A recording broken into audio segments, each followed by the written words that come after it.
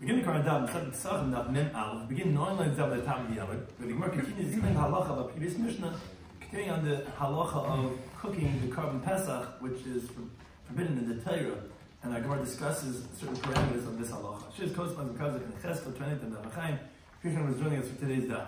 Some of the things we discuss in today's Daf are the source of the issur to cook a carbon Pesach in fruit juices, not only in water as it says in the Torah, but also in fruit juices. The source for the issur to cook the carbon Pesach after it has already been roasted, so it's already tzliyesh, but if you go and you cook it after that, that will still be a violation of not cooking the carbon Pesach. Then we discuss regarding different types of cases, let's say charring. It's like over roasted, eating it raw, that they're not included in any specific issur in the Torah. Torah gives specific issur, although that this is also not the ideal way of doing it. It has to be tzliyesh, however there wouldn't be a specific issur. Then we discussed regarding cooking the carbon necham Tveria, the hot springs of Tveria, if that's considered cooking, because again, you're not allowed to cook the carbon Pesach. And also the issur to eat the carbon Pesach when it's na, which is partially cooked, when and how that would be prohibited. Slikadr is the concept of when you cook it with no liquid, other than its own juice, it's called hot roast. What Allah is going to be in that. The concept of lav shabachlolos is when you have a general lav, it's like an umbrella lav, and it includes many different prohibitions in that if one gets lashes on that. Lav b'machlal say is the concept of that. The Torah tells you what to do, and from that you can infer what you shouldn't do. That's a derived negative prohibition. That's not a regular lav to get lashes on. To begin the current Daf, 9 lines down at the top of the Yamid, we said in the Mishnah that we don't cook carbon Pesach, l'b'mashkin, l'b'meiperetz. It's also to cook in water, as the Torah says, but it's even other beverages or fruit juices. Now, but we said what you could do is you can baste it while cooking and you could dip it in while eating. Now, what's the source? So what we're going to be discussing a lot in today's Daf is this pasuk that says in the Torah, "Al tichel men no." Don't eat from it partially cooked, partially roasted. Uvash mavush b'mayim, or if it's cooked in water. Kiyim tzliyesh, only if it's roasted on the fire. What we're going to discuss is what about other liquids. So, turn about a brisa. The pasuk says in Shemais, as we just quoted from this pasuk, it says b'mayim, meaning you're not allowed to do uvashel mavush b'mayim, not cook in water. It says the brisa in b'mayim. I would only know it's forbidden to cook the carbon Pesach in water. Shamash b'mayim. How do we know regarding other beverages, other liquids too? Like we said in the Mishnah, that says the brisa two different opinions. Amrit kabochem, the Tanakh says is a kabochem. Umamayim, if water shema fig time, and when you cook a piece of meat in water, it doesn't take away from the taste of the meat. Yet, as the Torah tells you not to cook it in water, so shamashkin shema fig time, it's other liquid that it gives its own taste. The apple juice, the orange juice, whatever is going to give a taste into the meat, it's going to take away from the taste of the carbon Pesach. Like koshkin is a koshkin, for sure you're not allowed to cook it in those other liquids. That's one interpretation. Rebbe, I think, gives a different source. He says, it says in the Torah, not cooking b'mayim or water in l'mayim. I would only know regarding water shamash, and then how do you know regarding other beverages? Tamalemetz, it's in the pasuk uvashel mavushel. It's a riboy. It should have just said, don't cook it na umavushel. What's ubashel mavushel? Is an extra word to tell you to come up with any type of cooking, not only water, but even in any other juices. Now, it says the Gemara, what's the difference between them? Why do they have different interpretations? It says the Gemara, the difference between them is sli kedai, which is pot roast, which is you cook it in the pot without any water, without any other liquid, but there's juices that come out of the meat itself. The one who learns it out from a kabel from water, it is no kabel because the whole kabel is based on the fig and time it gives a bad taste. It's not, it's the juice of the meat itself. But according to Rebbe, that learns out from a riboy, bashal mavush, which in any type of a cooking, would include pot roast too. That would be the ramification that it would apply according to Rebbe, but it wouldn't apply according to the Tanakh. Now the Gemara discusses each one, what Rabban and High Bashal Mavushal, my Avdilahu, what do they do? Rebbe said the extra word is coming to teach you this halacha. According to the Tanakh, those are from a Kabbalah, so what do they do with the extra Bashal Mavushal? Says the Gemara that he needs it for the following halacha. The Tanakh learned on Brisa. If someone cooked the carbon Pesach and then he roasted it, and this is the case we're going to need it for. Or even if you roasted it first, you did the carbon Pesach the way it's supposed to, and then you cooked it, you're going to be liable lashes for eating that on Pesach. So the Gemara discusses this. I understand that you first cooked the carbon Pesach, but then you roasted, you're going to be liable. You cooked it, you're not allowed to cook the carbon Pesach, and you're not allowed to eat such a carbon Pesach. If you roasted it first and then you cooked it, it's roasted by the fire of mine. Why is that going to be a violation? So the Gemara brings two different sources. Amar Rav Kahana, Hamani, who is this? Rabbi Yisi, it's going like Rabbi Yisi. that he says, as we're going to explain right now, that cooking after baking is considered bishul. It's considered cooking. So therefore, you will over on bishul. You did a bishul in this roasted item, just like you see after baking, and if it's cooked, and you're eating, you cook Korban Pesach. The time like Linda Bryce. The eating or the cooking? Both. But the lashes, or the bishul or the eating? What? Because we're talking about the eating here. Yeah, because now he's in the trap, because if he doesn't eat his chayiv kuras, and then, but the bishul was the isur that he did. Eating the Korban Pesach, if he's not eating the Korban Pesach, if it becomes invalidated, then he's potter, he brought the Korban Pesach. So should he not eat? No, he should not eat. Of course he should not eat. What about kuras? He brought the Korban Pesach. What? Even though he brought the Korban Pesach. We can't do mitzvah, okay. So the Brisa says like this, Yitzin, one fulfills an obligation of matzah. We're going to bring a machlekes regarding matzah that we're going to bring back to Korban Pesach. The Brisa says you can fulfill your obligation of matzah b'roka kashoy, with a wafer that was soaked in a cooked dish, or umavushal, or if it was cooked after it was baked. So although it becomes very soft, it's still considered as lechem, as long as it's still there.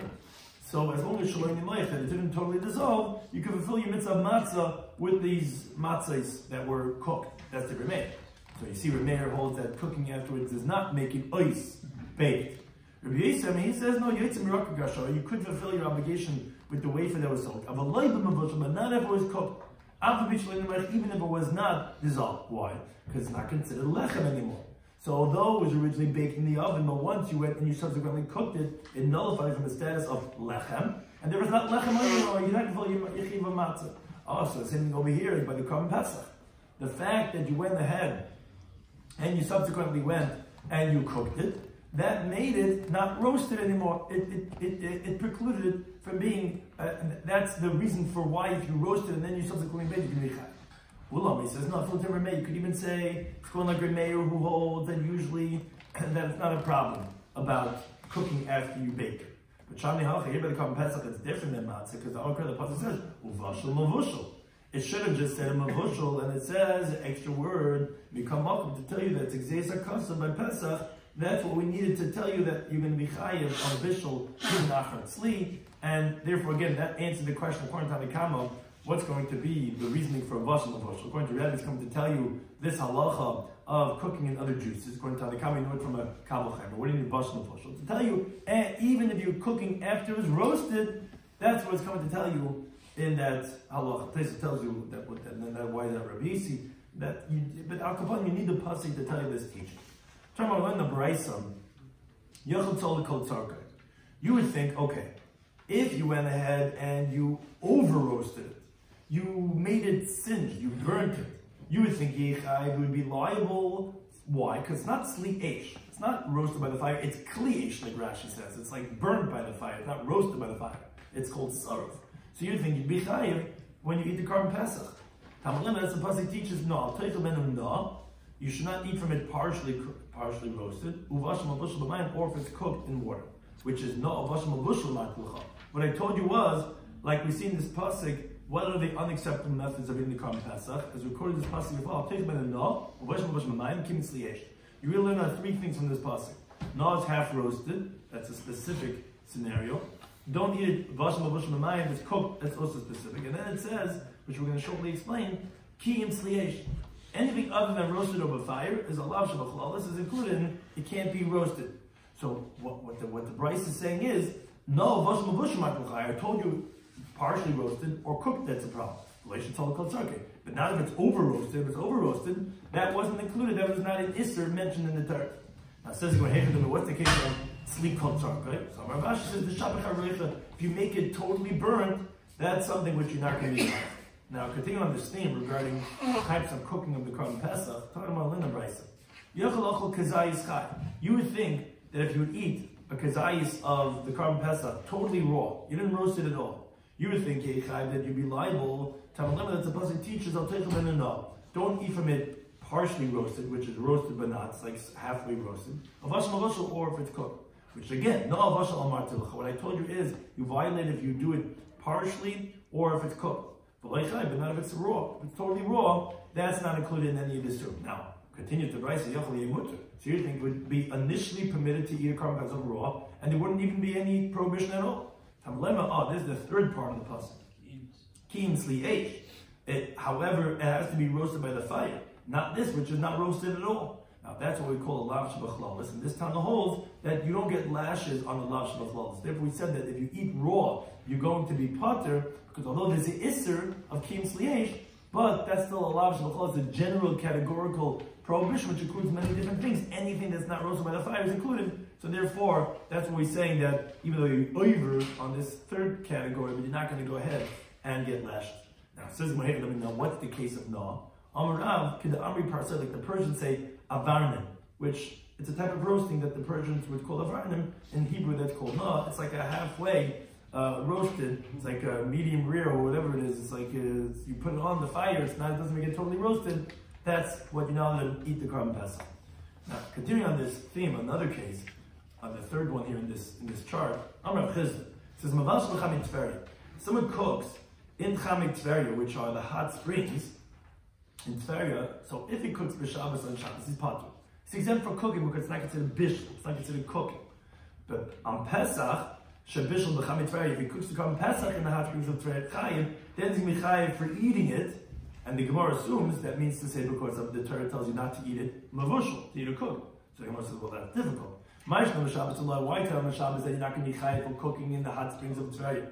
Because the Torah is HB in the Malekah, you need to have something that's a derivative of fire, and you don't have that because of these hot springs, and it's not considered a derivative of fire to cook, so it's not bishul to be chayav the amalacha bishul. So Pesach and I've told this HB. So the carbon Pesach also is not considered bishul, which therefore you should be potter. Why are you saying that by the carbon pesach you're going to be chayav for eating a carbon pesach that was cooked? So Amarabi says you're right. My chayav diktoni. What did the Brisa mean? What did Rav Chizda mean when he says you're going to be chayav? Is the ka'ava mishum tzli eish. It's not the negative prohibition of bishul. It's the lav of leiseichel kim tzli eish, which as Rashi points out, he holds that you do get lashes on the lav shelachlolos, and therefore what we're saying you're going to be over on that when the Torah tells you al techem menah. That Al-Tehumana is going on all parts of the pasuk. Although it says it only in the beginning of the pasuk, it's like it's going. Don't eat it if it's not, unless it's roasted. So it's a negative prohibition, and that although it's a lav shebachlolos, but he holds that you're going to get lashes on the fact that it wasn't roasted. So yeah, Chamik Tveria is not bishul, not violating this of bashim of bushel. That you're not violating because that's not considered bishul. It's violating that it's not tzli eish. That obviously cooking in Chamik Tveria is not tzli eish, and for that you're going to get lashes for that lav shebachlolos. Similarly, the Gemara says Rav Chia Bereid Rav Nosson Masik Lalahad Rav Chizda Behedya. He explicitly taught that this Rav Chizda has said you're going to be chayiv is because of that it's not tzliyesh and not because it's considered bishul, which as we originally thought that because you're cooking it in Chamik Tveria. No, that's not considered cooking. We find the Amar Chizda. He says clearly that Mavash the Chamik Tveria b'Shabbos is potter. Or Pesach shebishul the Chamik Tveria chayiv, but the carbon pesach that you cook in the hot springs of Tveria can be chayiv. Why Shabbos mishum tzliyesh? Not because of bishul, because you find that the fact that it wasn't roasted by the fire. Now, the Gemara's machlekes on this topic. Amar Rav says, "Achlu na." If someone eats the carbon pesach partially roasted, you continue to the it's a loikish time. So he gets 2 lashes. One is because the Torah tells you loy teichel na, don't eat it partially roasted, and also because it says loy teichel, don't eat it kiyim sliyesh unless it's roasted by the fire. As Rashi explains, the kiyim sliyesh is also going on what the pasuk starts off loy teichel, like we mentioned before. When it starts with the pasuk, don't eat. That includes all the different na, bishul, and kiyim sliyesh. So the negative prohibition is going on that too. So you're going to get lashes from both. Again, because that he holds that you're going to get lashes on the lav shebachlolos. That's what Rava holds. So to let's say mevushal, let's say you cook the carbon pesach like you're going to get 2 sets of lashes, one for mevushal and one for loitechul kiyim sliyesh. Let's say you do no mevushal. Let's say you eat the carbon pesach partially roasted and you cooked it. So like a you get 3 sets of lashes for those 2, and for the third one, the lav shebachlolos. Abaya Amar, he disagrees. He says, no, ain't looking at the lav shebachlolos. You don't get a set of lashes on a general categorical negative prohibition, which if it includes many different types of cooking, which are not roasting, that are all going to be asur, it's not one specific yisur, that you don't get lashes for. Now, says the Gemara, a machlekes, in Abaya and Rava, meaning in Abaya, what he holds? Ikda Ami, those that say that Tardihu de loylaki. Abaya holds that you're not going to get 2 sets of lashes. In other words, since you're getting lashes because of the fact that it was not partially roasted or because it was cooked, then you're not going to get a set of lashes for the general categorical isra of kiyim sliyesh. But Chadam is lucky. But one set of lashes you would get, not, let's say someone cooks in the hot springs of Tveria and then he eats it, well then you're not getting lashes because of cooking. You're not getting lashes because it's partially roasted. It's fully roasted and it's not cooked. But you're going to get lashes because of kiyum sliesh. Because when you're cooking the chametz tveria, it's not bishul, it's not no, but it wasn't sliesh, it wasn't roasted over the fire. Then he agrees that you get the lashes. It only says you're not getting lashes close when you're getting on one of the other specific yisurim. Then you don't get the general, because that's in the specific over here. But every time they'll say that no. He holds you're never going to get even one set of lashes for kiyum sliesh. Why? Because you have to understand the lumdus of why lav shebachlolis is not that you don't get lashes for. Because the lemiyach lave, it's not a specific negative prohibition. Can lav the chasima like the negative prohibition of muzzling an animal while it's working, which there it says specifically a specific isser, and that isser is right next to the parsha Malkus, which is right before it. And the Torah wants to tell you to compare lashes to the lav of chasima. Just like muzzling an animal while it's working is a specific issue, it doesn't include many different isurim. So to be able to get lashes, there has to be a specific issue which excludes any lav shebachlolis. So that's the two different versions in Abaya. This that he holds you're not going to get lashes for the lav shebachlolis. So that only when you're getting one of the specific lashes, and then you're not going to get for the general, or you'll never get for the general because the general lav doesn't get lashes because it's not similar to the lav of chasima. Now the Gemara brings a similar type of machlekes between Abaya and Rav. Rav Amma, he says, Achol Zag. He says, let's say someone eats, a nazir eats a grape skin. So like the nazir that eats it is going to get lashes, two sets of lashes. One because Zag, lo yechel, Torah tells you not to eat the grape skin. And also because the pasuk says, whatever is going to be a derivative from the grapevine. Mechatzan and Begoyim, etc. That lo yechel is going also on Mikol Sheyaseh. So that includes the general prohibition of any derivative and the specific grape skin, so you can get two sets of lashes. Let's say chartzin, let's say someone eats a grape seed. Here also, like Ishtan, he's going to get two sets of lashes. Zag v'chartzin, let's say it's a grape skin and a grape seed, which those two are mentioned, and you have the lav shebachlolis. Like Shalosh, you get three sets of lashes.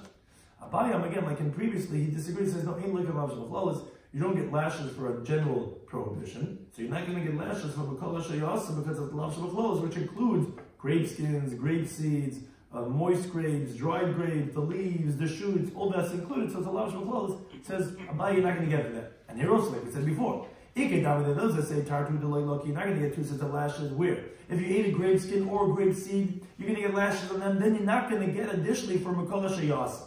But Rashi points out that Abai agrees that if you eat the grape skin and the grape seed, that you will get two sets of lashes.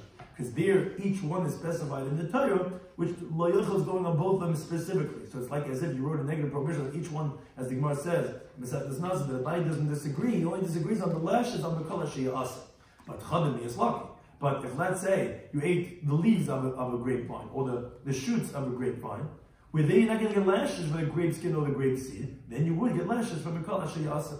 That's the first version of Abai, like we said in our machlekes previously. And they say that no Chadim look, and you're not going to get one set of lashes if you eat, let's say, the leaves of a grapevine, because the Lemeyach didn't specify the issue like the lav of muzzling an animal. Now, going back to the halachas of Korban Pesach, says the Brisa, talking about when the Brisa, Achel Kazayis no. Someone eats an olive size of a raw piece of partially roasted Korban Pesach. So if he does this, when it's still Erev Pesach, so he's going to be exempt. And the Gemara is going to explain the reason shortly from Sukkot. But let's eat kizayis no mishchashech. Let's eat an olive size of a partially roasted, which the Torah says you're not allowed to.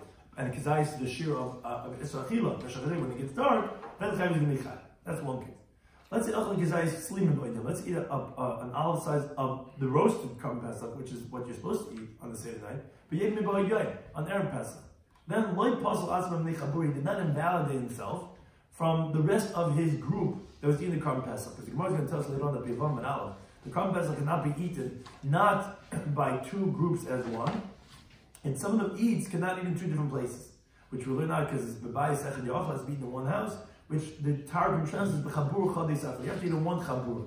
Now, what the Chiddush of this Bryce is telling us that eating when it's before daytime, before night, is not considered the eating in the Korban Pesach, and if you're allowed to eat it when it gets dark with the B'nei Chabur that he was counted on, it's not considered that he ate in one place as he ate in another place, because he ate it when it was still Erev Pesach. So therefore, that's not considered a problem.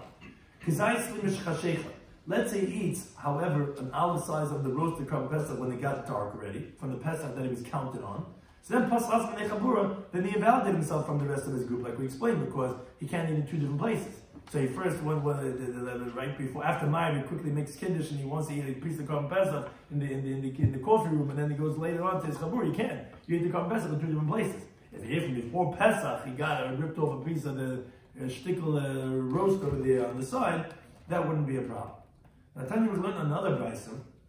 It says, Yochel, you would think, Ochel Gezayis number by Yom, if you eat an olive size, and this is explaining what we mentioned in the previous brayso, that if you would eat an olive size of a partially roasted korban pesach from before pesach, you would be liable for the isra of don't eat the korban pesach, no, partially roasted. And it's logic would dictate that's a kavachem for sure.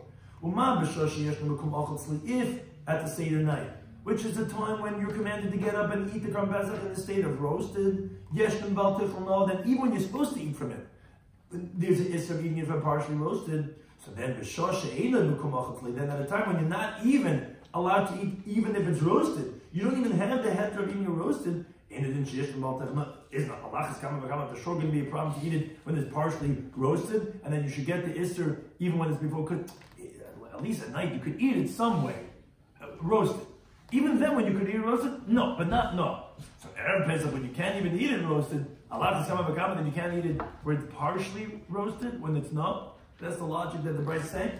I lie or not, and the not here is not what you think. Or maybe no, we'll actually tell you a different way, which we're also going to debunk. No, maybe the way you should understand is the following logic.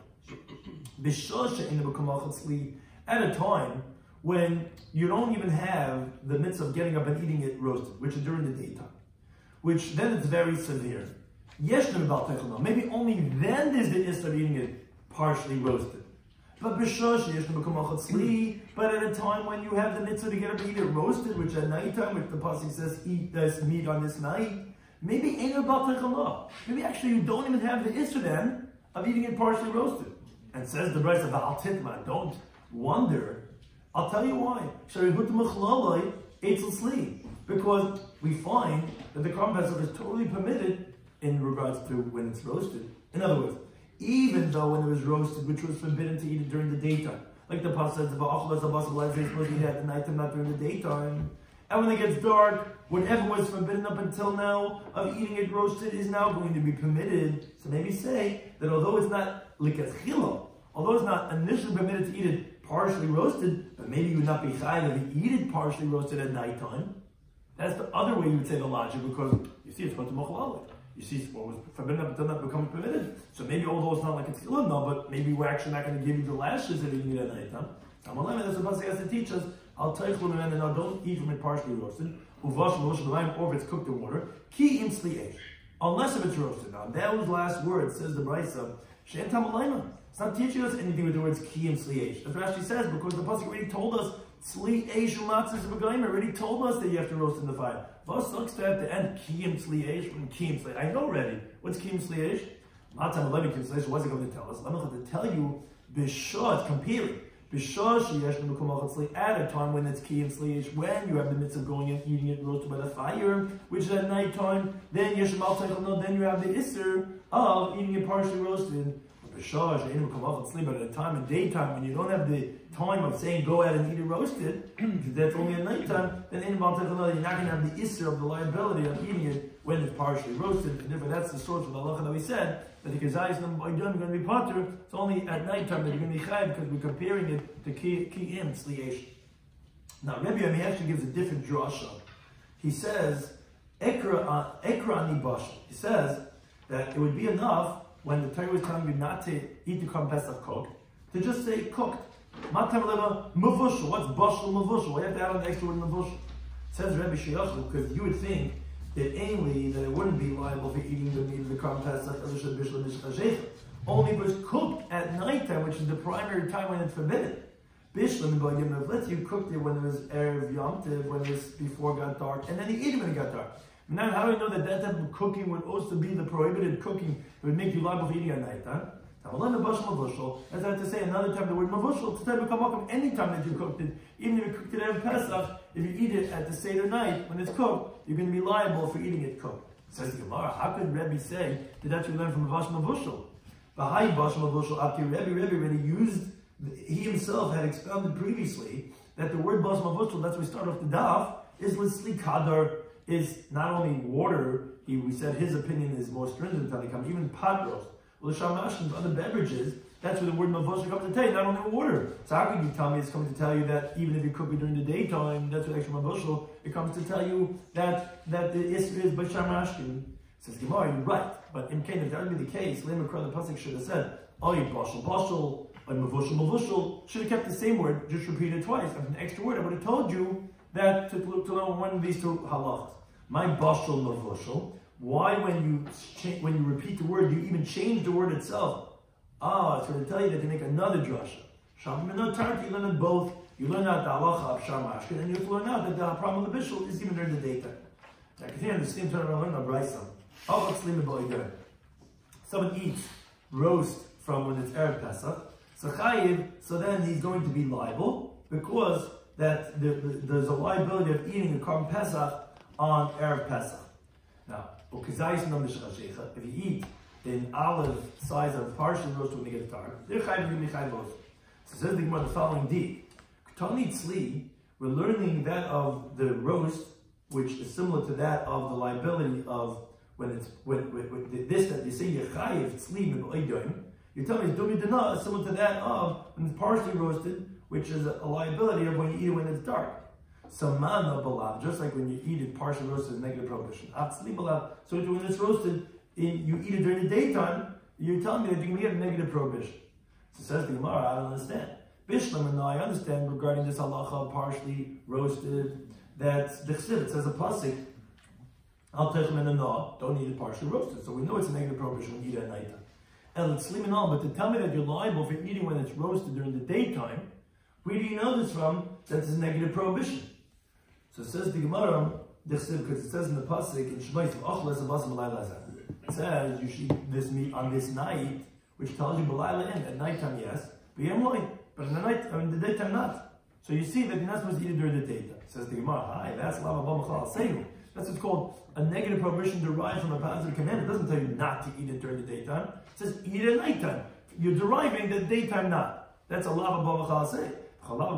Say any negative prohibition that's derived from a positive commandment, asay is qualified like a positive commandment, which you don't get lashes for. So why getting lashes for eating roasted korban pesach during the daytime? Rav Chizdi says, Hamani, who's this time is contained up in the Beis Manalef, to be Hudi, that he says, Allah ba mechlal lemur, although it's derived from asay, but if it says the word lemur, that's actually going to tell you it's Allah. The Tana learned a brayso of pasuk in Yikra that says, Shur, Baseh, the bull, and the sheep, Sarua, which is if one of the eyes is bigger than the other one, or any of the other limbs, one limb is bigger than the other one, or colored, or if let's say its hooves are unsplit, which these are blemishes, so then you make this animal into a donation, you sanctify its monetary value to the Bedek Abayis, to the temple upkeep, but what it's telling you is, but for a neder to bring in the korban, that's lo yiratza, that's not going to be accepted because there's a blemish. But one thing it says, the word Isai teaches you it when it's a balmum and it's blemished. That's where atamatras labadigabai. That's where you can go and donate it for the temple upkeep. But for atamatras litzminam, which is a diuk, it's a lava bo machal say. You cannot go ahead and take an unblemished animal which is fit for the mizbeach. You cannot donate it labadigabai to the temple upkeep. From here they said kalamatras tmimim labadigabai. Whoever goes and designates an unblemished animal and uses it for the temple upkeep. Everybody say violates a positive commandment because it says Tasta Isa, you should make it, and it's telling you, but not the one that's unblemished. And this is the proof that we're going to bring from Yehuda. I would only know it's a positive commandment, but it's even going to have a halacha like a negative prohibition. Tamalina is supposed to teach us there in the beginning of the parasha. It opens up in Vayikra. It says, Hashem spoke to Moshe saying, Limit al kol parasha. Kol teaches regarding that whole parasha. Shehei b'leisa say there's going to be a negative prohibition to Rabbi Yehuda. Which the Gemara says only Rebbe Labar Kapar. It says my mashma. What do you see from the word lemar? That it's a negative prohibition. So two sources. Amalai he said in the chsiv lemar. When it says lemar, loy nema bedvar. In the Netrikin, if you break down the word lemar, it's loy omar. It's telling you that there's a loy over here, which is a not, which is a negative prohibition. By Ravam in the Yeshiva of Rav, they said Leimar, the word leimar is lav amar. Tell them that there's a lav over here. And here also, by the Korban Pesach, in the beginning of the Parsha, it says, leimar. And therefore, that's what we're saying, that there is going to be a negative prohibition by eating tzli eish by daytime, because although it's only lav abam saying, but it does say the word leimar, and that's like Rabbi Yehuda who also, whenever it says leimar, is going to be tell you that either lav amar or loy never b'dvarim, telling you that there's a negative prohibition, and therefore you're going to get lashes. Something that we spoke about in today's Daf Pesachim Daf and Aleph, well, that you don't cook Korban Pesach. That's explicitly in the Torah. So that we said in our Mishnah, we brought brises to support this, even other mashkin. Where do you know that from? So the Tanna Kamma says a kal chayma from water. Water doesn't ruin the taste until you're not allowed to. For sure, other beverages which ruin the taste, for sure you're not allowed to cook it. Rabbi said, you know it from the extra word mavushal. And the other opinion says, no, the extra word mavushal comes to teach you that even if you first roasted and then you went and you cooked it, that's what the extra word mavushal is coming to tell you, that even then it's going to be a problem about cooking the Korban Pesach of tzliva after mavushal. What's the difference between these two different opinions? Is slikadr, where there's no kal chaymer, because not being mafing the time, it's not ruining the taste, but from Rebbe, mavushal, it's like any bishul is going to be a problem, so even pot roast is not considered roasting, and that would be a problem according to Rebbe. Then we said, if you totally roast it, which we call burning, that you're not going to be chai. So to be eaten kazais when it's raw, it also can be potter, because it only says in Torah, don't eat no, which is partially roasted, and mavushal when it's cooked. And this is neither cooked nor partially roasted. So to a third type of a case, if someone cooks, and these are actually like really three types of cases, spoke about when it's burnt, raw, or let's say if you cook it in Chamit Tveria, in the hot springs of Tveria. So on Shabbos we said you can eat potter because it's not considered burning from a fire. It's not considered cooking. On Pesach Michayev, Borg Michayev really is not mavushal. You can Michayev because of tzli eish. It's not tzli eish. It's not roasted by the fire. It's that lav shlochlalas that he knows that you're going to get lashes for. Now, then we had all machlekes about Rava. Are you chayiv for lav shlochlalas? If you eat it partially roasted or cooked, it's machlekes by Rava. If you get lashes on the lav shebachlalas, we have two versions in Abai. Does Abai say you're always going to be pater because it's not done on the lav bechasima? Or no, only when you're getting lashes on one of the other specifics. You're anyways getting on nam mavushal. You're anyways getting by the nazar that ate the grape skin or the grape seed. You're getting anyway, so you're not going to get for the general problem. You're already getting for this. Or you say that no, even if you're getting nothing else, you don't get lashes for lav shebachlalas. There is if you eat an olive of partially roasted when it's before Pesach, then you're going to be pater. It's only by the Seder night. That's when you have the lav. So to be eating kazayas at sleep, and we said regarding the chabura, if you eat it before Pesach, then you're not going to be a problem of eating it in two places because it's not considered eating it. Now those who say, however, you are chayiv for eating roasted meat of the Korban Pesach from before Pesach, which we more ultimately explain, which is how we ended up the Daf. We're going like Rabbi Yehuda, who says a lav abba machlal leimar is considered a lav, and here when it says balayla hazeh, telling you but not by daytime, since it says leimar, it's going to tell you that you're going to get lashes for eating the sleep when it's still Erev Pesach. And we also learned that when it says kiyim tzli is telling you only at the time when you have the mitzvah to go and eat the Korban Pesach tzli that's when you get the prohibition of eating it now. That's why we said that if you eat kazayis no mi'boyim, that you're going to be pater, because we learned that from the Hekesh, from the extra words kiyim tzli.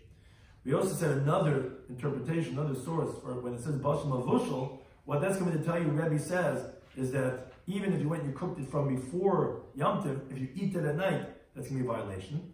And also, pot roast and other liquids, how do we learn out both of them from the same pasuk according to Rebbe? Because if not, it should have said bashal bashal or mavushal mavushal. Not only did it repeat the word, you also changed the word from bashal mavushal to learn out two different things. Same time, anytime.